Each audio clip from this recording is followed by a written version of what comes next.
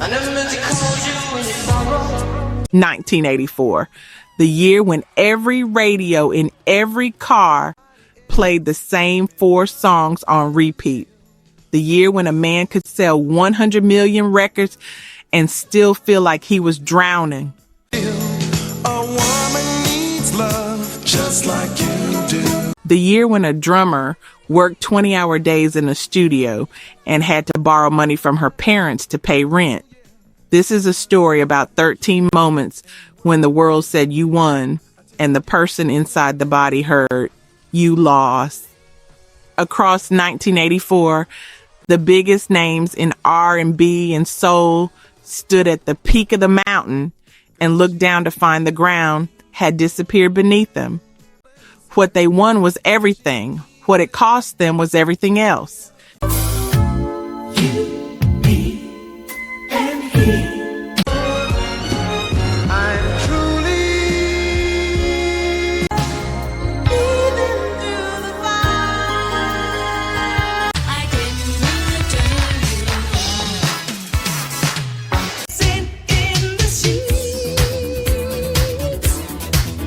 I'd like to dedicate this to my father, Francis L.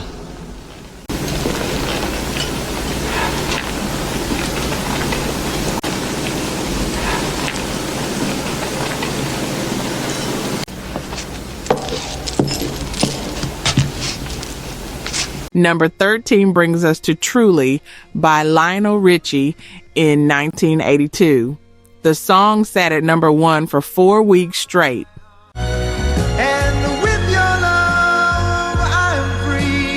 It moved millions of copies. It put Richie on a pedestal so high that his old bandmates in the Commodores could no longer see his face in the crowd. To tell you this, there's no other. While the world hummed his love song, the group was crumbling behind the scenes. The label had made a choice. One man's face was worth more than 5 men's survival. And I feel with you. By 1984, Richie's solo album Can't Slow Down had moved 10 million units. The Commodores were gone.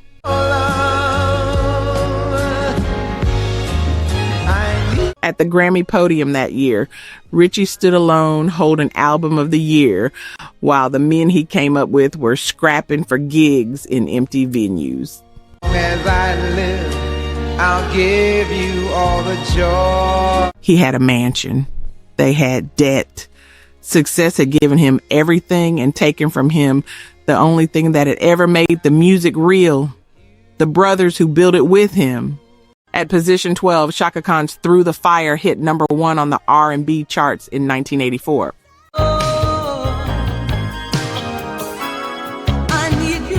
The I Feel For You album went platinum. She was the queen of the airwaves. She also could not walk down the street without bodyguards pinned to her sides.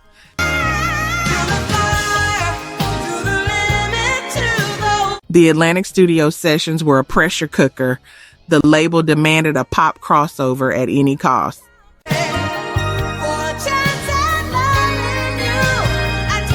Chaka was exhausted. She was fighting a $5,000 a week habit just to stay awake for the midnight vocal takes.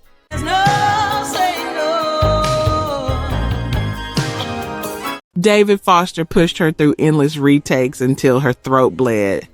When she refused to be a puppet, the session nearly ended in a fist fight.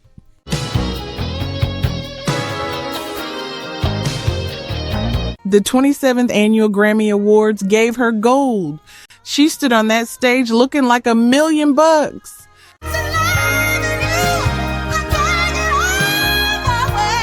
Her personal world was a wreck of broken trust and a bank account drained by people who called themselves friends.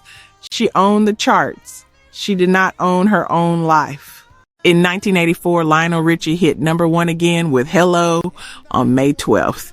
He sold 100 million records while his body was falling apart from the constant grind. I've just got to let you know. The world hummed the tune. Richie was hiding a shredded throat that needed 2 surgeries. He was terrified he would never speak again. Sometimes I feel my heart will. The label demanded more hits. The 1984 Los Angeles Olympics put him in front of 2.6 billion people.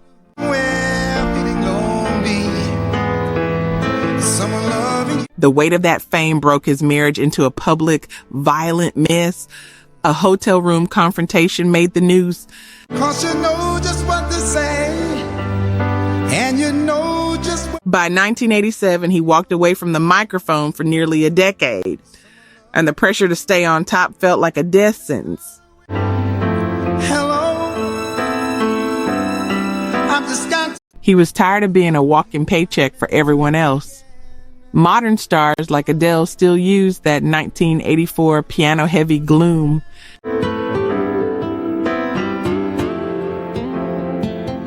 This sound still works. The man who made it had to disappear for years just to keep breathing. Number 10 finds us with Cherrelle's I Didn't Mean to Turn You On, at number 8 on the R&B charts in 1984.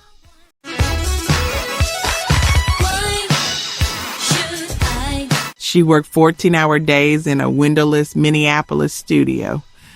She was paying off a debt to the producers who owned her sound.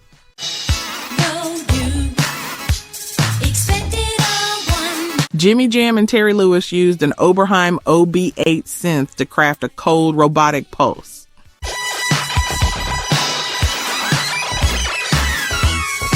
The machine made the singer sound like a puppet. Her gospel roots were stripped away to fit a mechanical radio formula.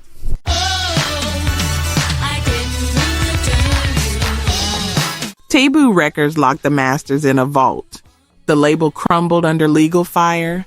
Cherrelle had a hit song, but no cash to fix the car she used to drive to the grocery store.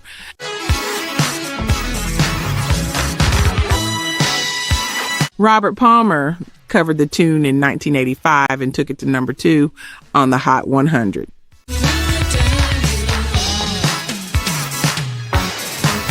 He pocketed the massive royalty checks.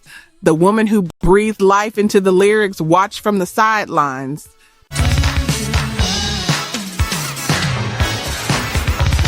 Modern crowds at 80s nights still scream every word. She walked away from the industry with a broken spirit.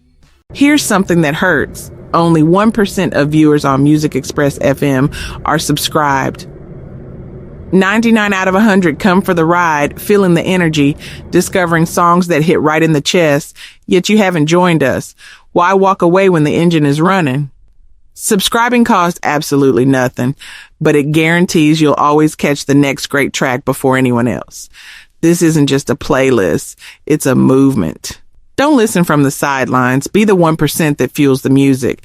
Hit subscribe and stay on board. At position 9, Prince's Purple Rain sold 13 million copies in 1984. The movie raked in $7.7 million on opening weekend.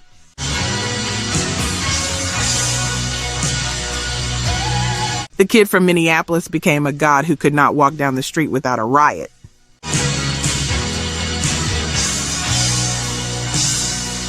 Behind the scenes at First Avenue, he worked his band into the dirt. 15-hour rehearsals, fines for missed notes.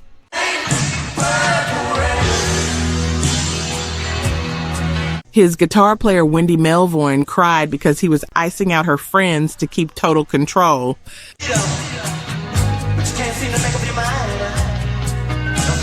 The fame got so loud, he built a $10 million fortress called Paisley Park in 1987 just to hide from the world.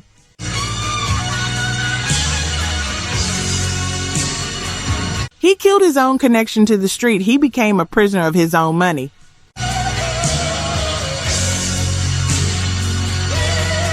By 1993, he scrawled slave on his face. He was at war with Warner Brothers over a $100 million contract that felt like a noose.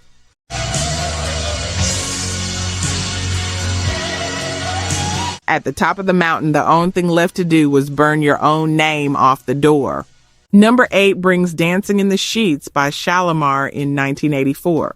The song hit number 17 on the Billboard Hot 100.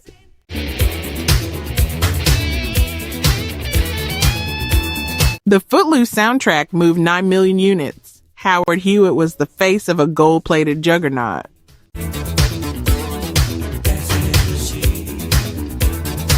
He was the only original member left standing under the bright lights. Solar Records boss Dick Griffey owned the name and the money.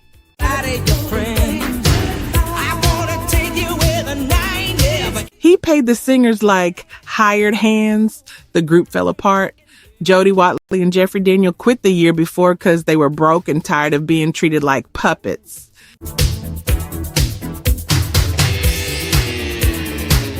Mickey Free and Delisa Davis were hired as warm bodies to fill the suits for the music video.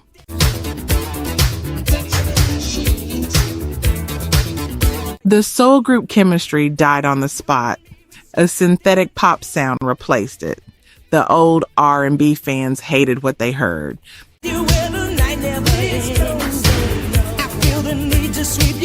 Howard Hewitt got busted in Miami with a suitcase full of cocaine right as the record peaked.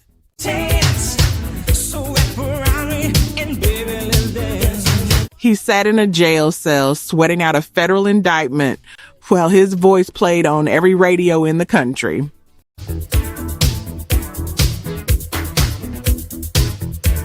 The jury let him walk, and the damage was done. By 1986, Shalamar had vanished from the charts. At position 7, the Spinners' Right or Wrong came in 1984. The group had hauled in 6 gold records and a string of top 10 hits across the 70s.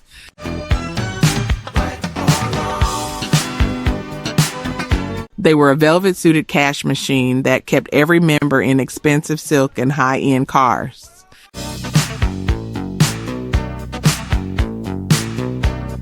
But Philip Wynne walked out the door in 1977 after they refused to give him a bigger cut of the gate.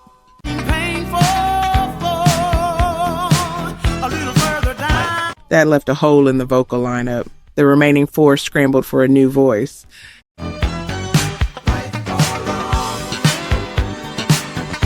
Their classic Atlantic sound started to rot. Disco died in a crate of explosives at Comiskey Park in 1979.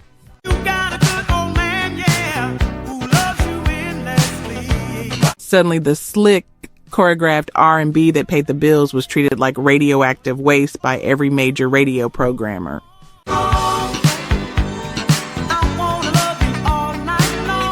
The Spinners landed at Mirage Records in 1984 to cut Right or Wrong.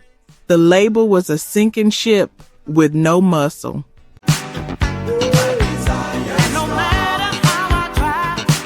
The album choked at number 153 on the charts. The band played to half-empty rooms.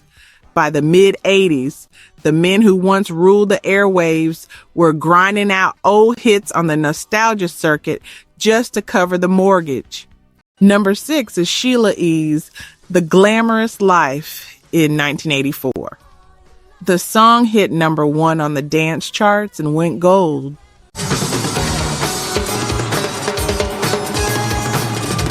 She was the queen of the scene, draped in furs and diamonds. Every club in the world blasted her name.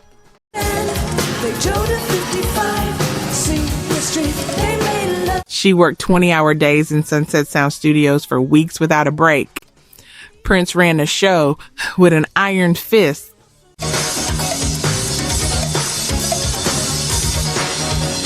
She was so exhausted she could barely hold her drumstick. She traded her sleep for his vision of a star.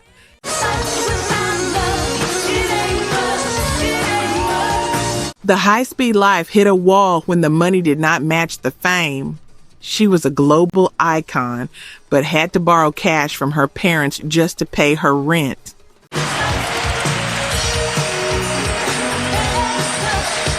The big checks were tied up in someone else's pockets. She lugged heavy percussion crates across parking lots until her hands bled.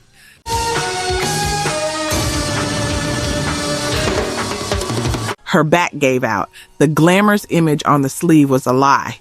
She was a grunt doing the heavy lifting for a machine that did not care if she broke. The glitter wore off. The phone stopped ringing as the Minneapolis sound cooled down. At position 5, Midnight Star's Body Snatchers arrived in 1984. The band had hit the jackpot in 1983 when No Parking on the Dance Floor went double platinum and climbed to number 2 on the R&B charts.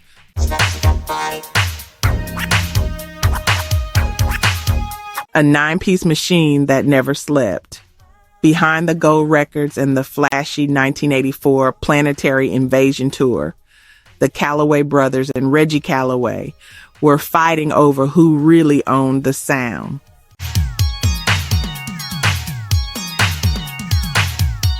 A Cold War in the dressing rooms, the payroll got bloated and messy.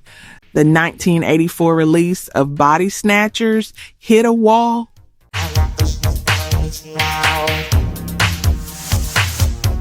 The sleek robotic funk sound they mastered became its own cage. The band was stuck in a high-tech loop while the street started moving toward the raw grit of Run DMC.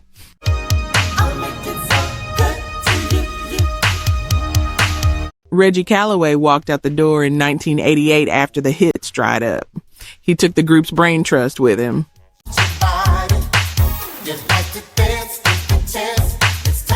The remaining members scrambled for a new identity.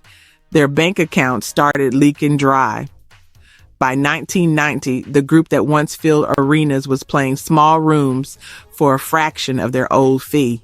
Number 4 brings us to Mtume's You, Me, and He in 1984. The single hit number 2 on the R&B charts. We give it a try. The album went gold. James Mtume was swimming in cash but felt like a sellout for leaving his jazz roots to make sophistifunk for the masses.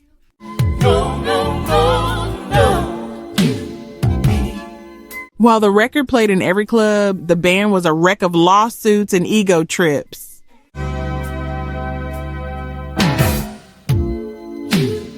Mtume and Tawatha Agi were the only ones left standing after the original lineup crumbled over money and credit.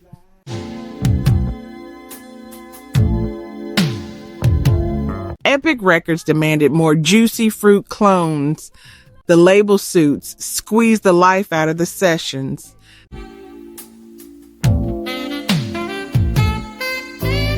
They choked the creative air until the band's unique P-Funk meets new wave sound felt like a factory job.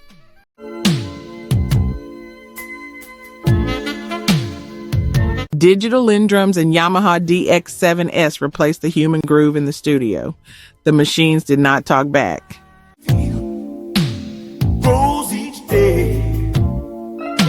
They stripped away the soul until the music sounded like a cold office building. By 1986, the hits dried up.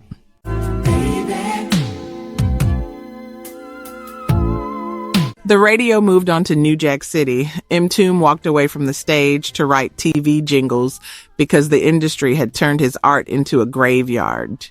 At position 3, Ray Parker Jr.'s A Woman Needs Love hit number 4 on the Billboard Hot 100 in 1981 and went gold.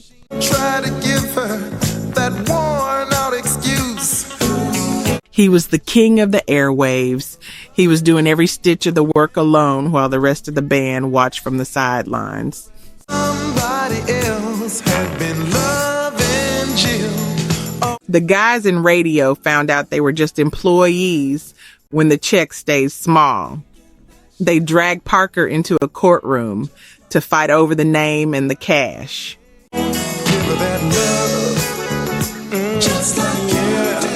The studio became a legal war zone. Arista Records pulled the plug on the group name in 1981. So when you think you're fooling her, she just might be fooling. The band died right there on the floor because the label decided only one face mattered. Off, don't make her wait. And don't try. The other 3 guys were out in the cold without a gig.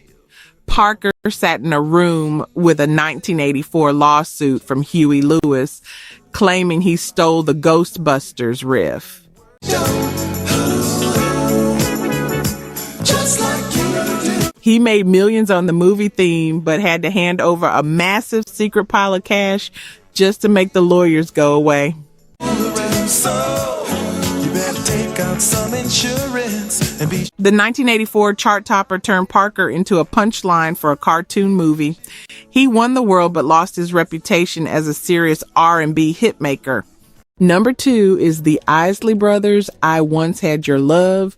In 1983, the group hit the number 1 spot on the R&B charts with their album Between the Sheets.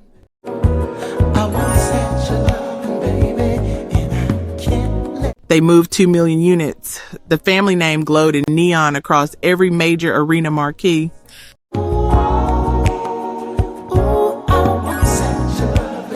Behind the gold records, the group owed the IRS $4.9 million in back taxes and penalties.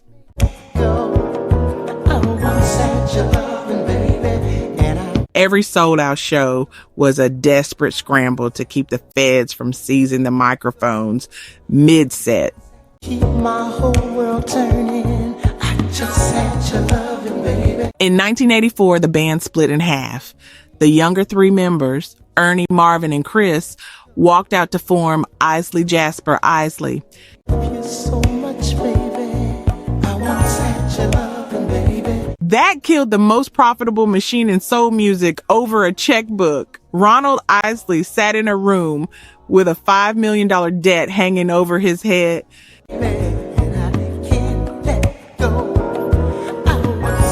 The smooth, lonely falsetto on I Once Had Your Love played on the radio.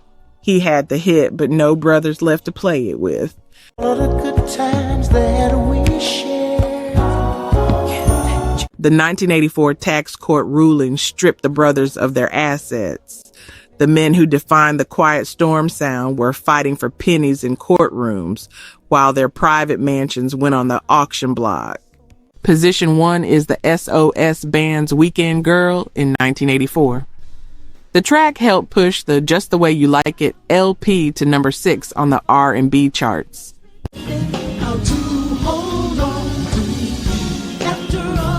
Cash in their pockets, they ruled the airwaves. Jimmy Jam and Terry Lewis took over the sound at Flight Time Studios. Just call me and I'll come. The band felt like puppets in their own show. The producer got all the credit. The rise of New Jack Swing in the late 80s killed their sleek groove. But baby, we can try, work it out. 0 hits. A sound that felt like yesterday's news. Mary Davis walked out on the group in 1987 to go solo. My daddy told me how. The remaining members scrambled to find a voice that did not sound like a cheap imitation.